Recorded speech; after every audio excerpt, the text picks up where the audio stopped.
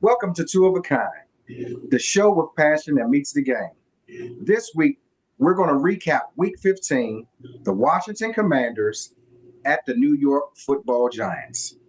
I am your co-host, D Nice. And I'm Denise.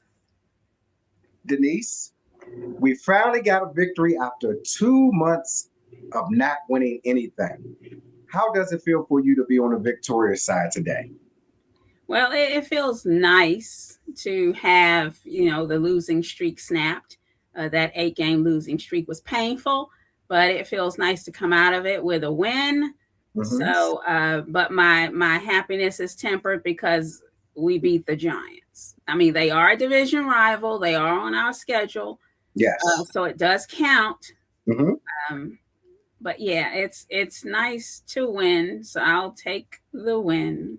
I'll take that too. I'll definitely take it. Um, so with this win, how do you think that the morale of the team now that you finally got that kind of like that monkey off your back?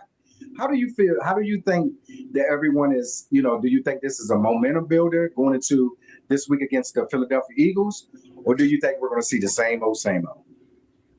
Well, I hope the morale has been built. I mean, nothing feels better, than a win.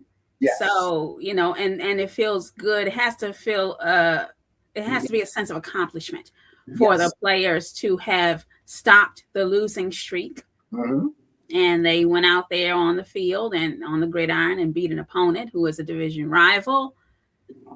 So it's got to lift their spirits. Now, how high it's lifted their spirits, I don't know, but they seem to be talking, just fine. I mean, everybody, the press conferences were heavier for Yeah. this game than in the past because we got a chance to hear from several different players that we Yes. don't normally hear from, on a Mm-hmm. week-to-week basis. So, everybody got, a chance to talk to the press and to just express their relief and their happiness that the losing streak is over and that they have finally won a game again to prove to themselves and to the universe that they can win a football game. But Yes. one thing I kept hearing, and I don't like it.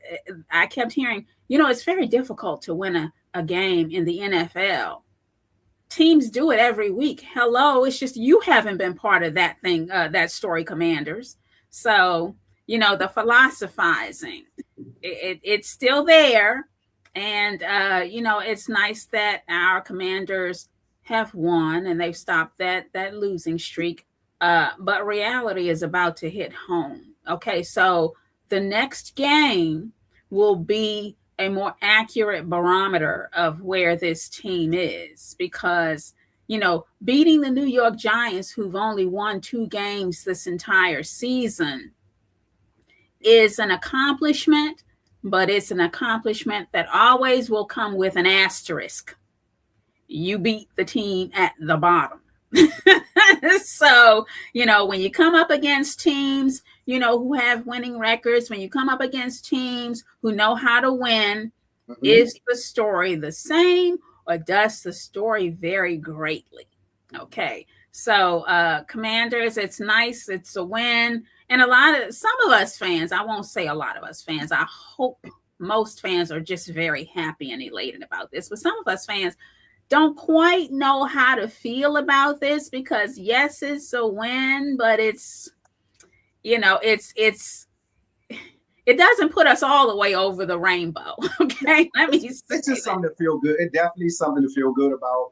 Um, you know, it's better than being 3-10. You know what I mean? So, I'm, for me personally, Denise, I'm happy that the guys got to get that nasty taste out their mouth for just at least one week. You know what I mean? Because a lot of times, as athletes, you hate losing, Yeah. and to get something like this, I mean, it helps everyone to sleep better. It helps you even next week to even practice better. And then I know as a professional, you say practice better. Well, just like anything, just like in life, if you're down and things are not going your way, when something happens and it gives you a little spark, it just gives you a little bit more motivation. So I'm happy for the guys. I hope that this can translate over to our NFC East foe. which is the Philadelphia Eagles, which is going to be a very tall task, because this week, if the Eagles should beat us and the Dallas Cowboys lose, the Eagles will clinch the NFC East. So we're trying to play sports. I don't care what our record is, Denise.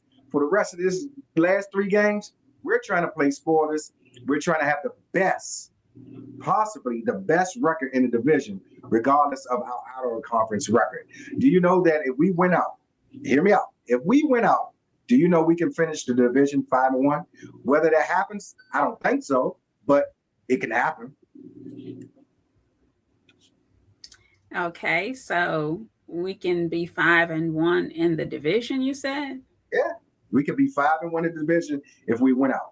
We've already swept the Giants. And guess what? And guess what? For the last 2 years, we haven't done this since the early 2000s. We have not beat the Giants, swept the Giants in 2 consecutive seasons. We're 4-0 on the Giants for the last 2 seasons. I know that's nothing to be happy about, but when you do that against your division foe, as I said before, then you kind of one up on someone. So, are you fantasizing about beating the Eagles 2 times this season? You never know. Any given Sunday, Denise.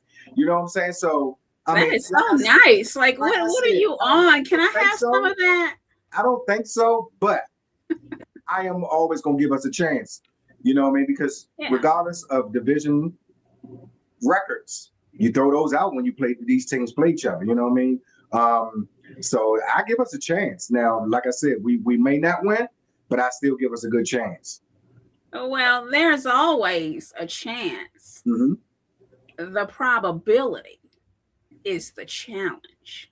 So we're going to face the Philadelphia Eagles, who have had our number for a long time. Yes. So it's nice to get this Giants win. Okay, this is very nice. But the real test is coming. The New York Giants were not the test. The New York Giants were nothing more than a stepping stone. That's true. 2-11. 2 wins, 11 losses coming into this game. Stepping stone. Mm-hmm. So we'll be battle tested when we face the Philadelphia Eagles. This is true. But for now, but that's next week's game. Let's just, stay here in East Rutherford, New Jersey, where we were able to come into these Arctic temperatures into their stadium and get a win. It's one Sunday at a time, one game at a time. Yes, I totally agree. Yeah. So with that being said, Denise, we're going to recap this Giants game that we just played. Like I said, we gave them I was happy for the guys, but we almost gave it away. So of course. We always do that, right? You know what I mean? When I thought we were going to take command, we didn't take command. But at the end of the result, we did come off with a victory. So I am happy about that. But so to start the game off, quarter number 1, the Commanders received the ball. Well, let's begin with that coin toss, because yes, the Giants did win the coin toss, and they elected to defer, which I appreciate, because by deferring, they allowed our Commanders offense to take the field first to attempt to score first, and the Commanders definitely took advantage of that opportunity, because we did in fact score first with a 46-yard field goal kicked by our wonderful new kicker, Jake Moody, who I really like. I really appreciate Jake Moody, because now when the Commanders are up to kick a field goal, I don't have to hold my breath. I don't have to say any prayers. I don't have to go through any type of medieval rituals. I can just watch him kick it straight through the uprights, and oh, what a relief it is, because Jake Moody is very consistent when it comes to kicking those field goals. So I appreciate that. So Jake Moody's foot put us up 3 Commanders, 0 Giants in the first quarter. That is correct. So moving along, we go to the second quarter, and this is where Bill Krosky Merritt Bill is what they call him, Ja'Cory Krosky Merritt. He ran it in for a touchdown, and it was so nice to see our running game be stable and used steadily. Okay, right. Our running game was very effective. It was used steadily. So Krosky Merritt was able to run it in for a touchdown. So that put us up. Commanders 10, and the New York Giants were still shut out. 0 points. 0 points. Hey, don't that feel good? Times you once that we shut somebody else out. Last week, when we played the Minnesota Vikings, put up them 31 points, and it did not feel good at all. So to finally shut someone out, and actually, we didn't start off in the hole like we normally do. So exactly. I was pleased to see that, definitely in this game. Yeah, and that was good because we came out making a statement, and I was proud of the team when they got the field goal because right off the top, with the first drive, our team put points on the board. So that was a refreshing change for us because this way we were able to lead from the front instead of facing from behind. So I like that. And then on top of that, which is something we don't normally do, we were able to build on that lead. So we already had them, 3-0. And then with us getting this touchdown, we made the score 10-0. So the Commanders were definitely going in the right direction this first half of the game. They were progressing very well, which I enjoyed watching. It was nice to see. Right. So within that, with the Giants' their first drive, Kim Koo, he missed a 52-yard field goal. So that's why the Commanders were still up in this game 3-0. And then here we go.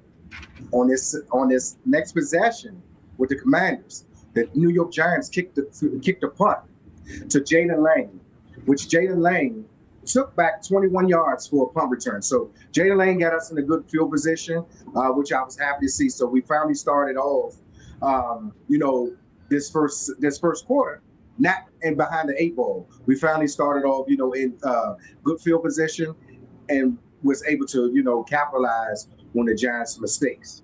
Right. And then after Krosky Merritt's touchdown, the Commanders kept moving forward because Jake Moody was able to kick a 39-yard field goal, which made our lead 13 Commanders to the Giants still being shut out at 0. So that was really good. That was such a change from as you mentioned, the previous performance against the Minnesota Vikings, where our Commanders weren't able to score at all.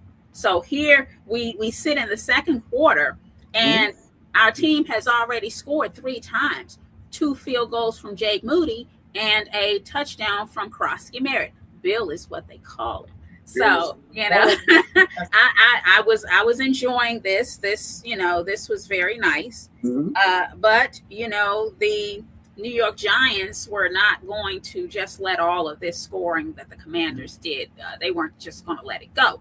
So, at some point,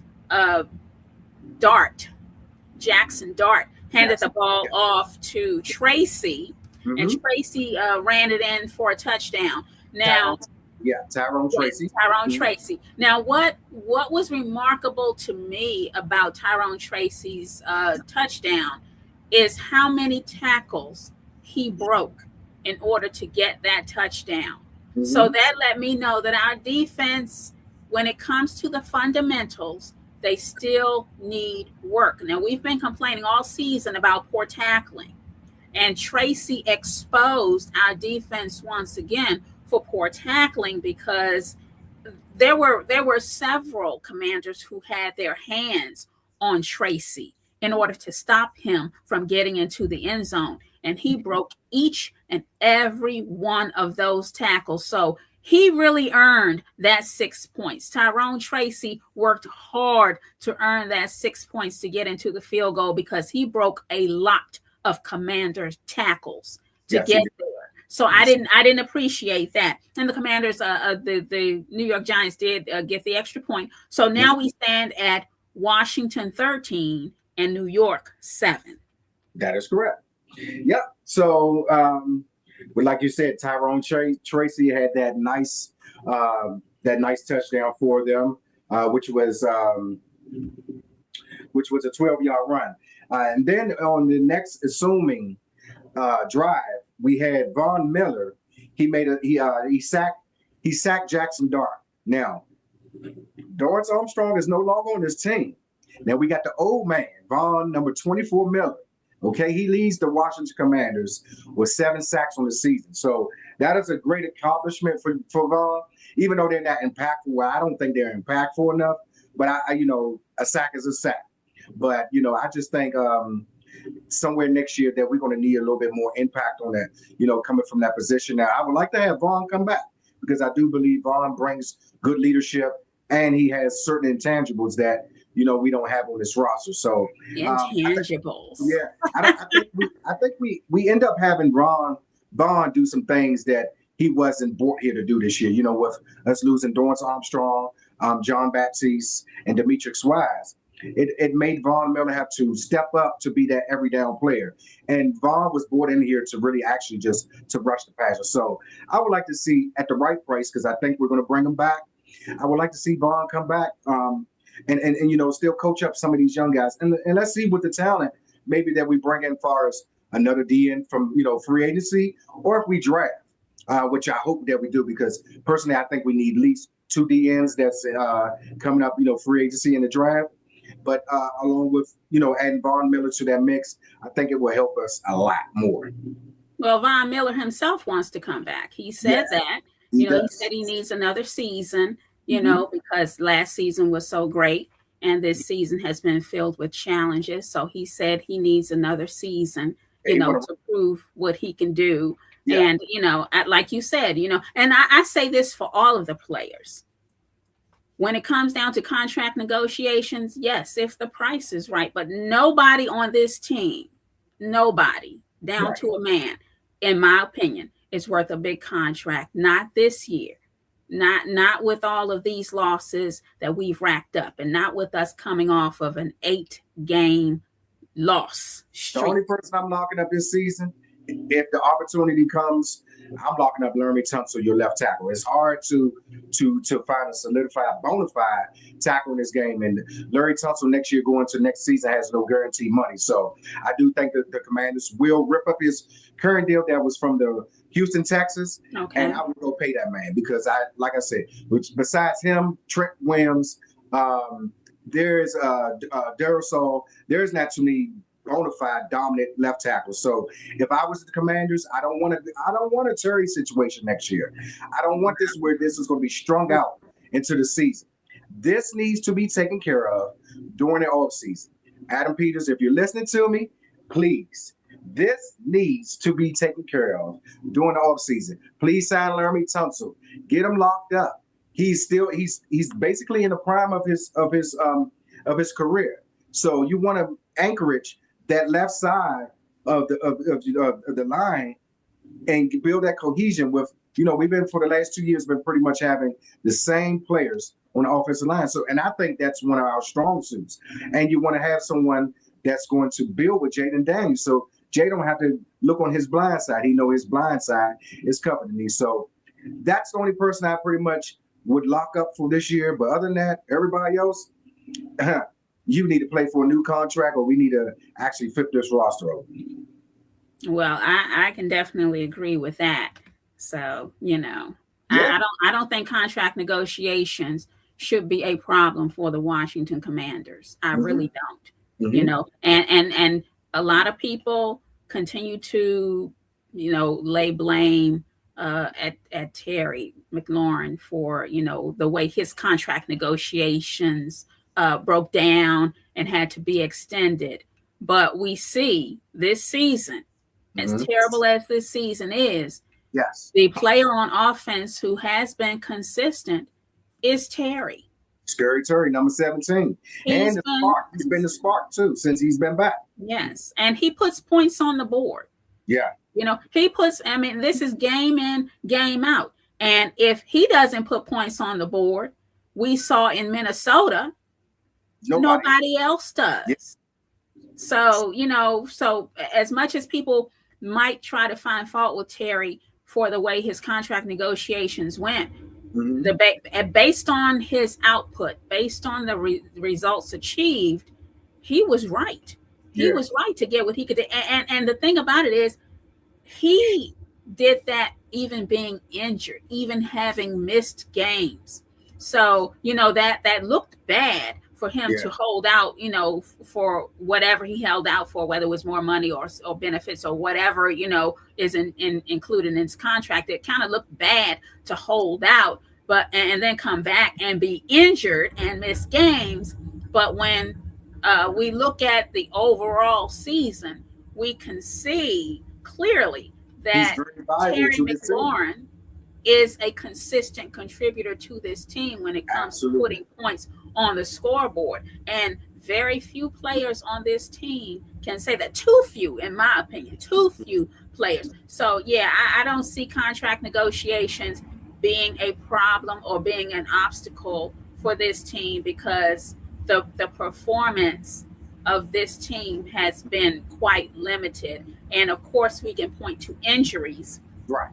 And if you want to take a serious look at evaluating and reevaluating positions, I say, and I'm not hearing anybody else say this, but the strength and conditioning team really need to be looked at, because they have not done a good job of keeping these players in shape. They have not been strengthening these players. They have not been conditioning these players, because we have seen too many players get injured. And then when players get medically cleared to return to the game, we see them get re-injured, or we see them aggravate their injuries, where we were thinking, okay, if they're medically cleared, they must have fully recuperated. They must have fully recovered from their injury. And we see these guys going right back out. And a prime example of that would be Mr. Noah Brown. Yes. Okay, Mr. Noah Brown has been living off of the glory of last season all along. He's been out most of this season, and he was medically cleared to return for the Vikings game. He did nothing in that game. And then here this week, Dan Quinn, head coach Dan Quinn, makes Noah a captain. Right. That's crazy. Like that is Noah's out again. I'm so done with Noah. And then he comes in this New York Giants game and he gets hurt and he's hobbling off. He has a rib injury. Did you know he had a rib injury? Like, dude, you just came back from missing most of the season. I mean, I always say the best ability is availability. Noah, I like you, but my God, you're not helping this team in no way, shape, or fashion. I mean, DQ and it was happy actually for once able to see that it was going to be Terry, it was going to be him. Now we don't minus Zach Ertz, but almost had the full band. And then as soon as Noah Brown makes one good catch in the game, next thing you know, he's coming out of the game. And I'm just like, oh my gosh, this is just another sad song, So the band was back together for the Vikings game. Mm-hmm. We had Jayden, we had Terry, we had Ertz, we had Noah, we had everybody. Everybody was back, and they scored 0 points. Yes. So getting the band back together in this case was a bit overrated. Okay. Mm-hmm. And now we see a week later, people are hobbling. People are no longer medically cleared. It's just the strength and conditioning team for the Washington Commanders needs some serious reevaluation, because they have not been effective at all. I don't know what type of modern medical technological advances they are availing themselves of. I don't know what their processes are, but it is not working. We cannot keep the team healthy. These guys are not only getting injured, but they're getting re-injured or re-aggravating injuries. And the reason Engelhardt, who is the head of strength and conditioning, got his promotion to be the head is because this team was racked and riddled with injuries, and they did a complete overhaul of the strength and conditioning team. So we might be in for yet another overhaul because Chad Englehart and his team are not doing a very good job at strength and conditioning. Gotcha. Okay. But getting back to the game, for those of our players who were able to stay healthy enough to play here in this second quarter, our kicker Jake Moody, kicked yet another field goal. He kicked a field goal. Let's see. He kicked a 13-7. Yeah, he kicked a 39-yard field goal that he made, which made it 13. Well, it made it 13-0. But when Tyrone Tracy scored from the Giants, that made the score 13-7. Right. Okay. And then we had Jayden Lane. I can't forget that. It was Jaylen. Can't forget about him. Can't forget about the rook. This was a key play, and this is one of the real saving graces of our special teams. Okay, because in my opinion, we have improved on kickoff and punt returns. That's why I haven't been talking about Izzo in terms of needing to be reevaluated and his job possibly being up for grabs or him being on the hot seat, because our special teams has improved their performance, because years past we did nothing on kickoff and punt returns. I mean, I was just thinking, do a fair catch every time because you're not achieving or accomplishing anything.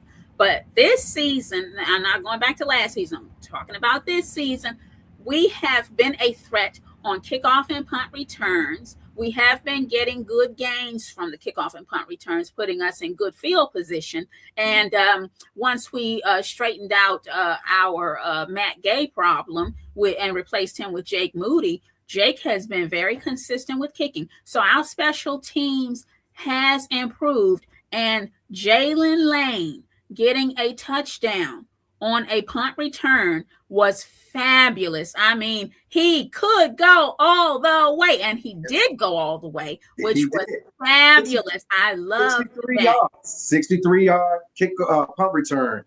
And once the young man caught the ball, he made a couple moves, Denise, and I knew he was gone. Was gone, you know what I mean? Because one good thing about Jayden Lane, what I do love about him, he doesn't back there, he's not trying to give you too much shake and bake. He's trying to go downhill. He's trying to get the ball and go downhill.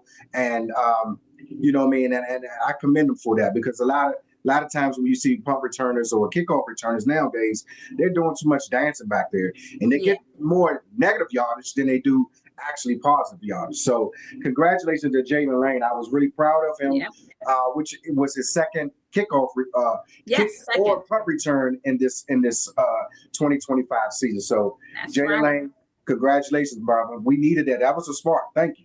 And he joins Brian Mitchell, the legendary B. Mitch. Yes, he do. The B. Mitch having 2 touchdowns. 30. Yes, sir.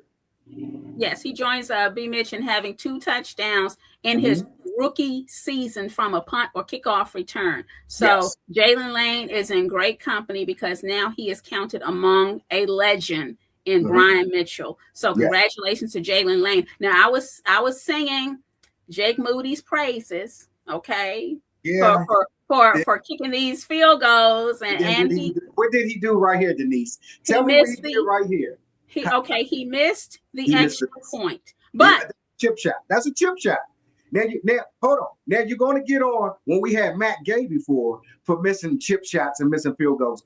We have to tell about Coop, because that one point, that one point could came back and hurt us. So if you're going to get on Matt Gay about missing extra points, we got to get on Coop. I'm sorry.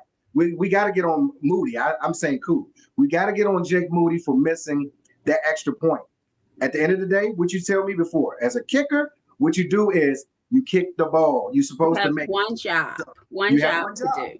So, however, Jake Moody, we need that point back. You owe us one. However, I will say, I will allow. Okay. I will allow this one slip up because this was the extra point, which is 1 point. This was not, and we weren't trailing, we weren't behind. This was 1 point, and let me fall in with the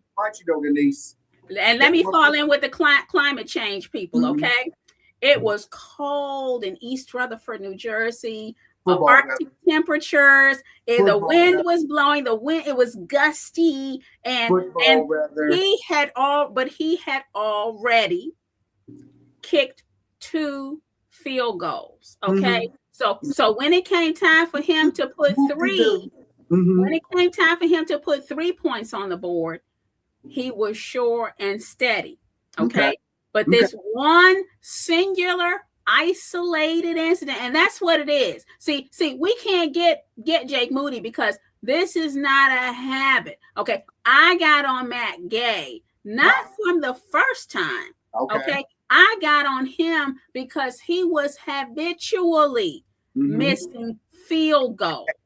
Okay. He was repeatedly leaving 3 points on the field that we needed on the scoreboard. But this time it was an extra point. We had the lead. We had time. Okay. Because this is the second quarter.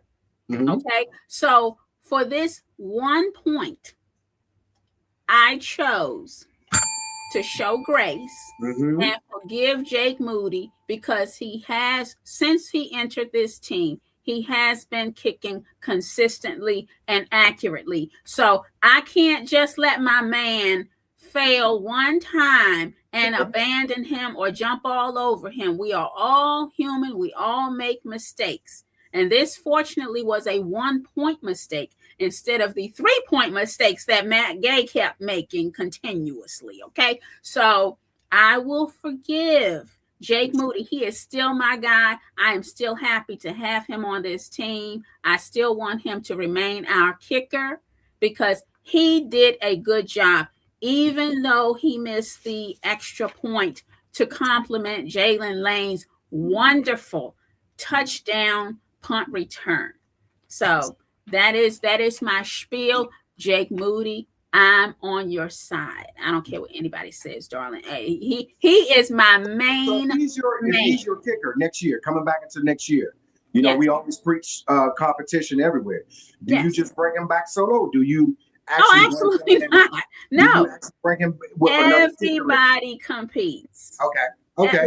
Without exception. All right. Everybody competes. So if he gets outbeat and outkicked next year, he's not going to be your guy, right? You're going to have a new guy, right? Well, now I'll have to see what money he's asking for because, see, unlike a new guy, he actually has a good track record. Okay, so replacing him would not be necessarily solving a problem because we could get a new guy who beats him out in the competition, but that new guy could pull a Matt Gay on us and make a good first impression and then just start missing. So I would have to weigh all factors into consideration. But as it stands right now, Jake Moody has been the solution to a problem. For this year. Replacing him would not necessarily be a solution because right now we don't have a problem. Thank you, Jake. Yep, not this year, but he got a weak leg, and you know he did make a play the other day when he kicked the ball out, kicked it out of bounds. I'm like, Jake, come on, dude, you got to keep the ball in. You know, on the kickoff, you got to keep it in the player field. So I think bring him back next year, but I want competition. I want competition at every position. And we can have Tress Way punt. Tress Way is your punter extraordinaire anyway. So we don't need to rely on Jake Moody for punts. Okay, we've got a guy who is extraordinary. Nobody is better to me than Tress Way. Okay. Right. Yeah, I'm not saying for Tress. Tress is we're solidified at the punt position. I'm speaking as a field goal kicker. Next year, if you're gonna bring Moody back, I want to bring another kicker. I want to have kicker competition. Yes. DQ and them preached that all year and preached it last year. I want competition because I feel like regardless if you're going to be the kicker, if you're having competition, that's going to push everybody. That's going to push you to maximize your potential, and that's going to push you to every day to put that effort out. So at the end of the day, when we pick this 53-man roster next year, right? Going into DQ third year, right, Denise? Yes. As we said, this is a make or break year coming up for him. Okay. Exactly. So I want to make sure that Dan Quinn, Adam Peters, pick the best. Well, AP is just going to give Dan Quinn the talent, but it's up to Dan Quinn to solidify this 53-man roster. And next year, I want to see us come in with 2 kickers and battle for kicking position. And at the end of the day, may the best man win. Well, I'm for that, but again, we don't have a problem in that position. Now, Dan Quinn, and I agree with what you're saying. Okay, you're preaching to the choir at this point, because Dan Quinn is the one who did not have competition for Matt Gay. That is correct. Okay, so we didn't like that. He didn't preach what he didn't practice what he preached. Okay, that was Dan Quinn's slip up. That was his mistake. His misstep. So I don't mind bringing in competition for Jake Moody, because again, Jake Moody has proven that he is very competent in the kicker position, and he has complemented the efforts of our offense. And there were times where he didn't even get an opportunity to kick a field goal, like in the game against the Vikings. He didn't even have that opportunity. So, I'm for everybody having to compete. As you always say, iron sharpens iron. So I'm definitely in favor of that. But as it stands for today, for right now, Jake Moody is my main man. Your main man. So we have Washington 19. Yes. With Jaylen Lane's touchdown, we have Washington 19, and New York Giants are at 7 points. Yes. So after that, my main man Jake Moody came back to redeem himself for that mixed extra point. He kicked a 42-yard field goal. So he increased after Mikey Sanders still put us in the position. You got to remember that. So let's go back a little bit. Mikey Sanders still got the interception. Mikey Sanders still took it back 55 yards. He got the interception on Jackson Dart, which put us down in our field position. So it was 10 seconds left in the game before the half, and that's when Jake Moody came in to, as you said, made that second field goal to put us up 22-7. Jackson Dart got kind of cute and threw right into double coverage. And Mikey Sanders still got his 4th interception of the season. Of the season. His 4th this year. His 4th this year. That is correct. He got his 4th interception of the season, and it was nice. It was clean. It was pretty. And Mike caught that ball straight on as if it was meant for him. And he was off to the races. He really did look good. And now he's saying, well, next time I'm going to take it to the crib. So I'm hoping to see that. So Mikey Sanders still said next interception will indeed be a pick 6. That is his prediction, and I hope it comes true, because I'd love to see it. But yes, after that, because he gave us added possession, at the time of possession, and we had good field position, Jake Moody was able to kick a 42-yard field goal. So that added 3 more points to our 19 points. So we are now at Washington 22, New York Giants 7. So moving into the third quarter. Jackson Dart connected once again with Tyrone Tracy. Right. And the Giants got the ball. They had the ball for first half possession in the third quarter. Yes, they deferred. So they started off with possession, and they took advantage of that. Being behind. So again, like I said, Jackson Dart connected once again with Tyrone Tracy, and they got enough field goal. A touchdown. Yeah, he scored an 18-yard touchdown pass, which was pretty good. I don't know if you saw that play, Denise, but Tyrone Tracy was actually ran it like a corner route, and he was falling back as he was catching the ball. He made a phenomenal catch. So he made a touchdown this game as a runner, and he made a touchdown as a passer. So even though he's not on my team, that was with the guy all over him. That was a hell of a catch. So Tyrone Tracy. I hate that it happened against us, but that was a good play right there. So his plays were impressive. His touchdowns came with great effort, because he did show himself to be quite talented in putting points on the board. His touchdowns were not easy, and he earned each one of them. So yeah, we give credit where credit is due, even if it's to our opponent, but still, even with that, it was Washington Commanders 22 and New York Giants 14. So, we still have the lead, and I'm happy about that. But we didn't do too much. We didn't do too much with that, because in our first possession in the third quarter, we went 3-and-out. So it was starting to look like the same old Commanders. You know what I mean? We was about to start letting the Giants get right. Like I've always said in weeks before, we are the team that is the get right team. I was really afraid of that, and I really thought that Jackson Dart was actually going to be really, have his game like how J.J. McCarthy did last week against us. So we ended to have one observation I made too. I noticed in this first half, even up into the third quarter, we still was not getting any pass rush on Jackson Dart. So I know, all you Commanders fans out there, been screaming like I'm saying that we must get this taken care of in the off season via draft or free agency. We have to get pressure, because I don't care what type of cornerbacks you have on that back end. If you're not getting no pressure in the front end, your front seven or your front four, you're not going to. I don't care who you are. You're going to get picked apart. So we have to address that issue very bad in the season. Yeah, Jackson Dart did have lots of time to throw. Too much time, Denise. He had lots of time to throw. I mean, I thought he was going to pop some popcorn. I thought he was going to make him a sandwich. Go drink him a beer. It just, sometimes he was just, I'm like, where's the pass rush? But I understand right now we have a lack of talent on the team, so we don't have that. I mean, like I said, Von Miller was here to be a spot type of, pass rusher, but we don't have a dominant pass rusher that's going to cause havoc and that's just going to actually, make a quarterback have to think about being back there. So we got to address that issue. Right. We do. But, going on in the game. Yes.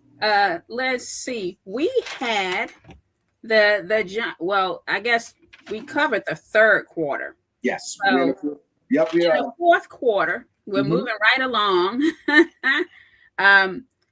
Terry McLaurin did what he does, and he ran it in for a touchdown. And what was so lovely about it was the New York Giants did try to stop him, but Terry did a nice smooth spin out to bump into, the guys who were trying to stop him. He did a spin out and ran right around them and got straight into the end zone. So Terry did not allow them to stop him.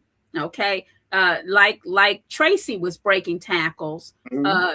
Our Terry McLaurin definitely didn't let the New York Giants stop him from getting into the end zone. So he was running. He got bumped into. He did the spin around and he got into the end zone. So I enjoyed seeing that. That was a nice thing to see, that he didn't let some traffic stop him from reaching his destination. Oh, and he finally kept his legs up. I saw an interview earlier today where Terry said, he was working on, keeping his feet up. Because as you know, early in the season, when he got hurt, Terry seems when he runs, he kind of drags his feet. So that was great to see when Marcus Mariota threw that 51-yard touchdown to him, and he did a spin move like you said, and then he tried to bring those legs up. It looked good, and I hope that Terry builds off on this, and hopefully for more good things to come for Terry in this offense. So but before that, before Terry scored his touchdown, I have to give credit to one of the New York Giants. You mentioned him early from the first quarter, but I think we had a friend, an ally on the New York Giants team, and his name is Young Ho Koo, their kicker. Young Ho Koo, because he missed the field goal in the first quarter. Yeah. So that was 3 points, for his team.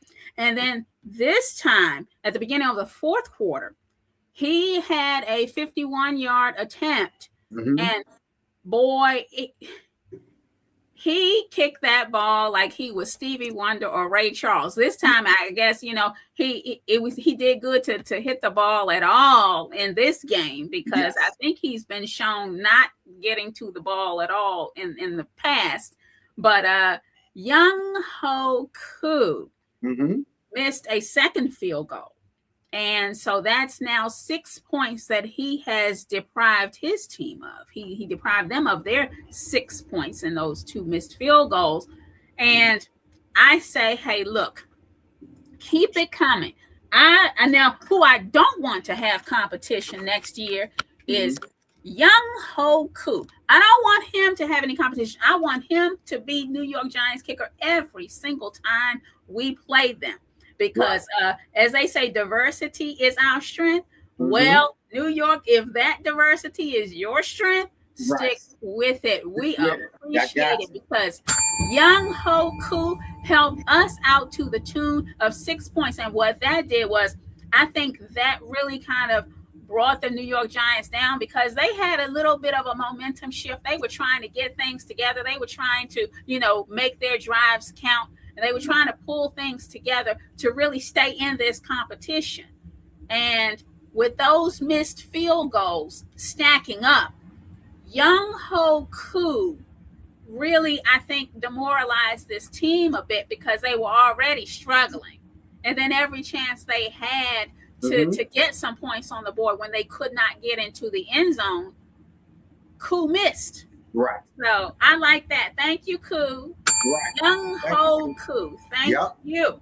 So with that, Jackson Dart gets hurt in the game. And here comes the incumbent Jameson Winston. He enters the game for Jackson Dart. And he came in, and they were unsuccessful in a couple of plays. So what I was proud of in the fourth quarter, that the Commanders defense made a stop on the 4th and goal at the Washington 4 and stopped the New York Giants. And I was really pleased with that. Quan Martin also almost had an interception in the end zone. So as much as I've been down on Quan all this year, saying that he's really fell off, which he has. Some of it I believe is scheme, but some of it is I just think people were kind of on the hype from last season. But I was happy to see Quan make a good play. He didn't come up with the pick six, but he at least broke up the play and kept them from out the end zone. So the Washington Commanders defense did finally get a stop in this game, ladies and gentlemen, and I was very, very pleased about that.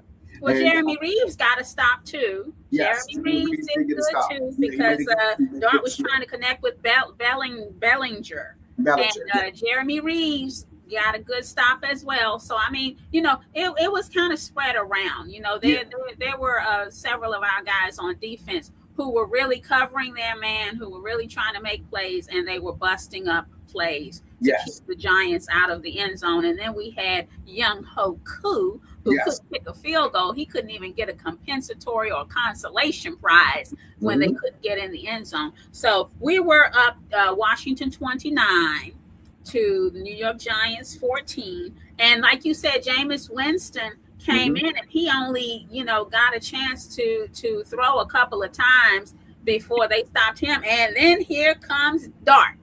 He lived up to his name, Jackson Dart, because he darted right back out there. He did not want Jameis Winston to have any real time. He was like, don't even think you're taking my job. I mean, he came out of that tent for whatever medical treatment he needed, whatever he received. He ran out of that tent. When I saw him put on his helmet, because he was about to put on his helmet, but then he went to the coach, and he had to explain to the coach that he was going back out there. He was like, put me in, coach. I'm ready to play. So whatever his problem was, Jackson overcame it. Jackson recovered. He recuperated. He was healed. It was a miracle. And he just cleared it with the coach. Hey, look, I got to get back out there. I got to get back out there. As if he had been doing so much in the first place. But, he had the desire.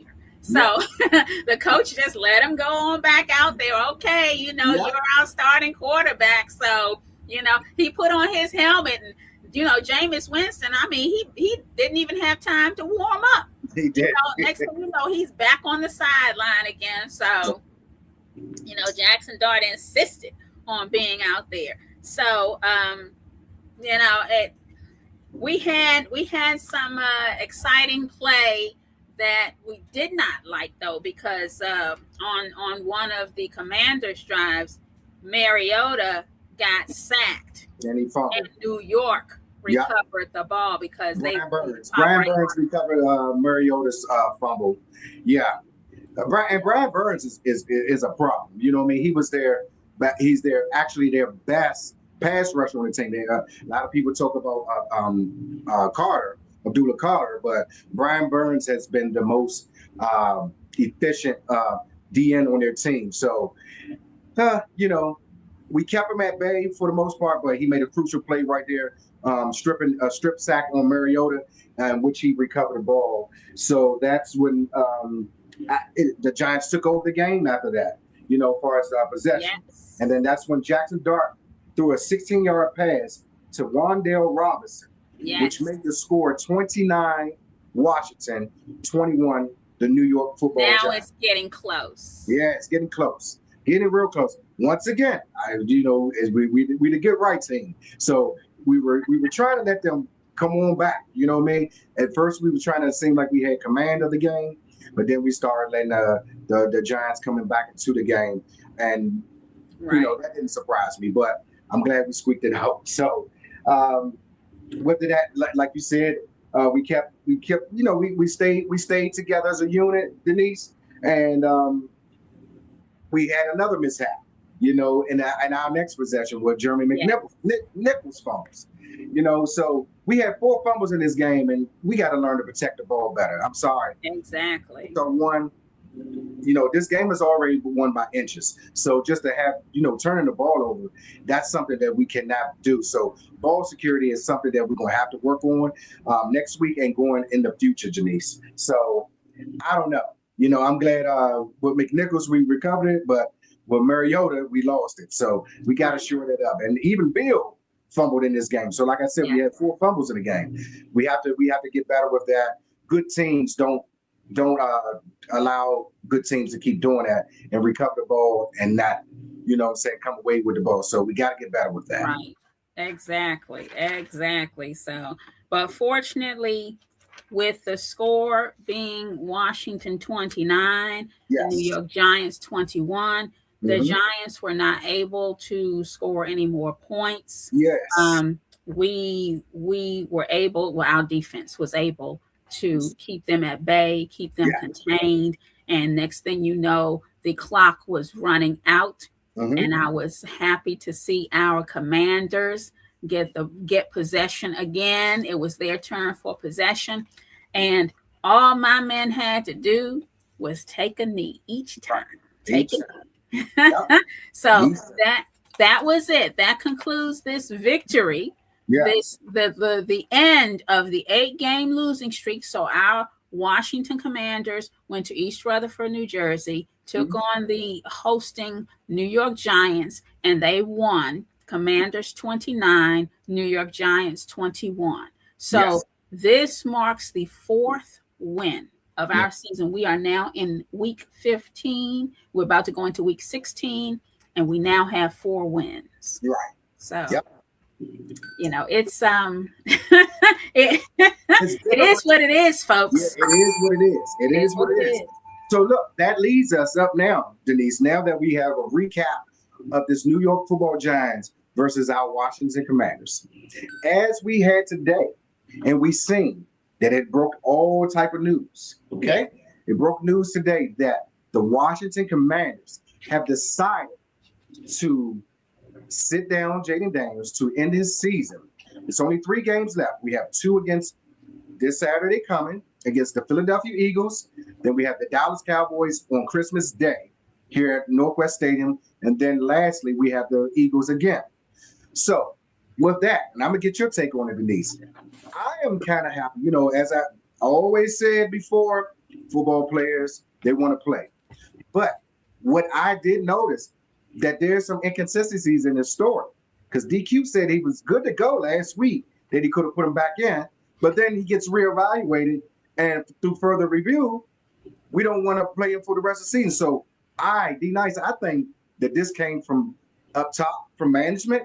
I don't think this was a Dan Q decision, because if it was up to Dan Quinn, I think Jayden will probably play this week coming. So I want to see, shut the young man down. Now that I'm with it, that I saw that he re-aggravated the elbow last week, let him get healthy. Let's go into the off season. He needs to still put on some mass, as I've always said.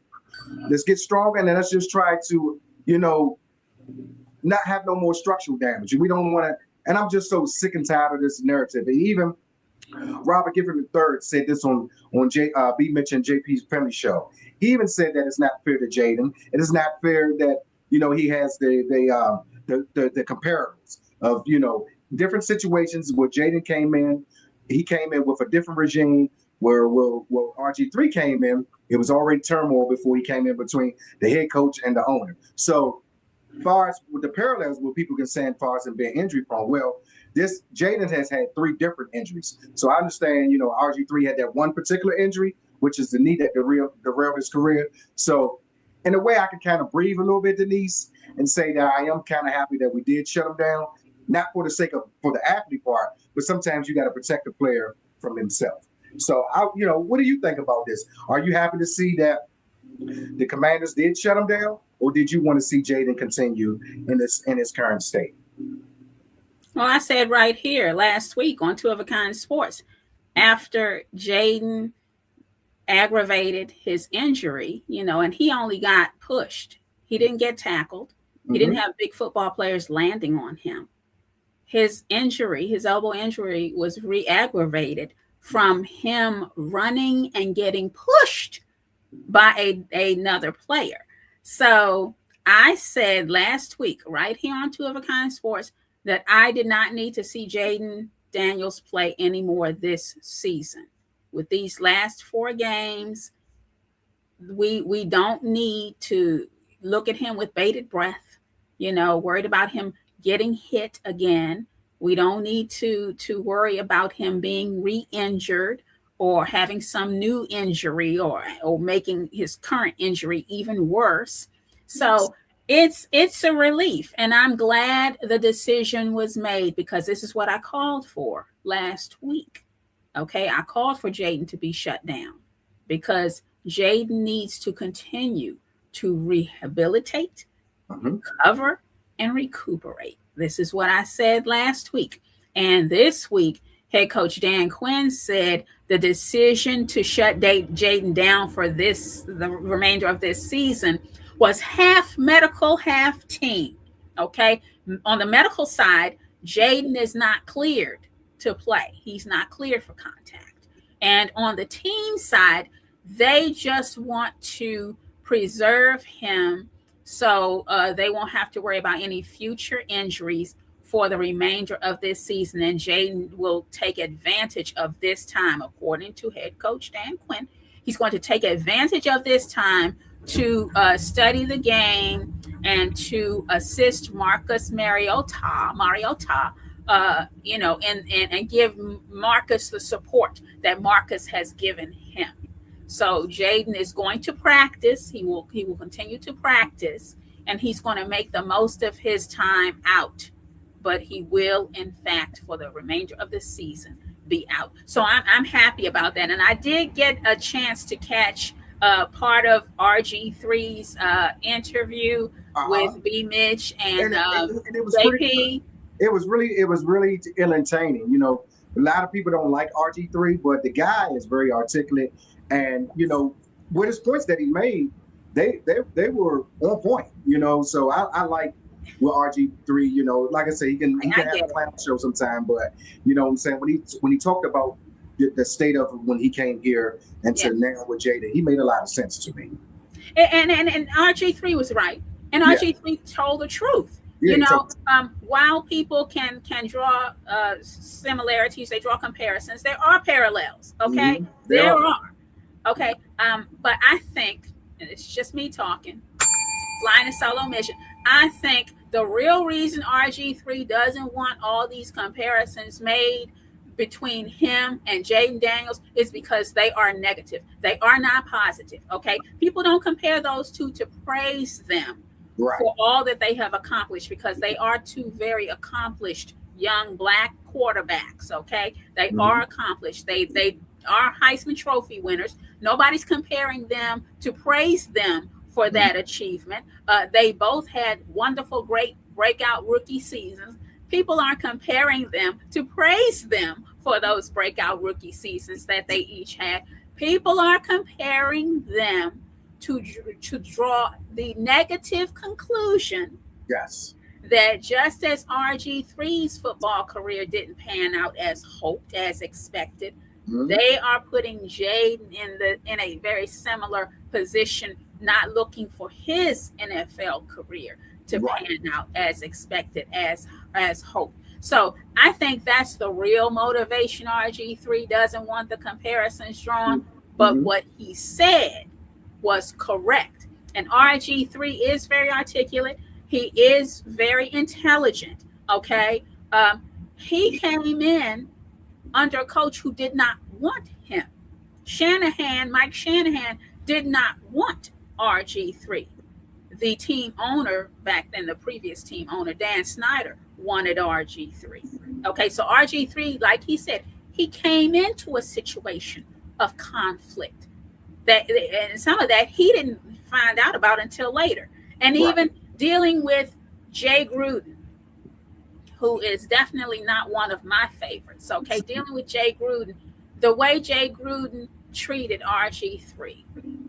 Okay, and he claims he learned from his mistake, but Jay Gruden was eviscerating RG3 in front of the media week after week after week when RG3 was having his problems. You know, it was after the wonderful breakout rookie season. RG3 couldn't do right, you know, with Jay Gruden's eyes, and Jay Gruden was very vocal to the media about that, which was in poor taste. It was uncalled for. It did not show him to have his players back, and I did not like Jay Gruden doing that. So I was definitely part of the fan base who got on social media to criticize Jay Gruden as heavily and as harshly as he criticized RG3. And RG3 showed that he was more intelligent and he jumped levels on Jay Gruden because do you remember that press conference where Yes. people were they were asking RG3, what are you thinking and what are you going to do and how do you feel? And RG3's answer to every question was, I'm focusing on San Francisco. I'm preparing for San Francisco.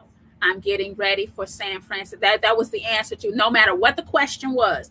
So that way, Gruden could not criticize No. RG3 for the way he handled his presser. So yeah, I get it. And I said also last week, right here on Two of a Kind Sports, that even though there are parallels between RG3 and Jayden Daniels, I said Jayden Daniels deserves to be viewed through a Mhm. singular lens. He deserves that. He deserves to be viewed as his own individual person. That is Because correct. if you want to look for negativity, you will always find it. Okay. But Mhm. there are some parallels, but there are some key pivotal differences. And I think RG3 did a good job at pointing those out because the culture was different, the environment was different, the conditions were different, a lot of the things were different, you know. So I appreciated that. But I do agree with the decision, be it medical or just be it the team,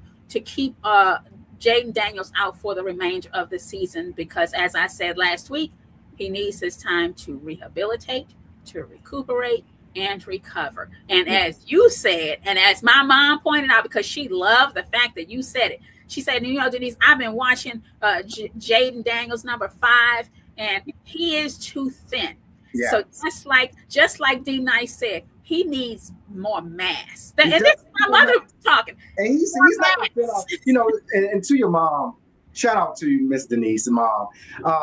You know, to her point, we already know. I don't care how much chunky soup he eat. I don't care how much bread he eat, how much potato bread.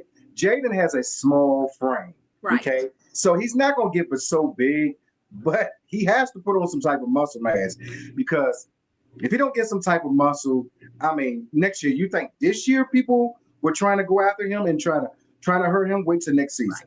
They already gonna see, oh, yeah, he's, you know, like you said, he's injury prone. So you're gonna have people taking cheap shots at him. You're going to have, a lot of stuff Jayden just has to learn. Cliff Kingsbury, if he's here next year, you heard the big word if he's here next year, then he has to protect Jayden, but Jayden as well has to learn to protect himself going into 2026 season. Right. And some of that, I would like to see him bulk up a little bit if he can. But if he can't put on no chunky suit weight, I still want to see him put on some mass. Well, you know what? Look, I said I don't know if GNC is still a thing, but I know they used to sell all those weight gain powders. That weight gain, all that. Yeah. Yeah, and when guys hang out in the gym, they will put on weight because that's how bodybuilders do it. But like I said, Jay needs to be in the gym with the big guys who live in the gym, who, are big themselves and they handle a lot of weight. That's who he needs to be with. He doesn't need to be with any buddies who are slim Jim like he is, who might try to spot for him, and you might need two of them to pick up the dumbbell. So, he can do it. Jayden can do it. If that is his goal, he can definitely put on mass. And, there are guys who are thin, who are very muscular.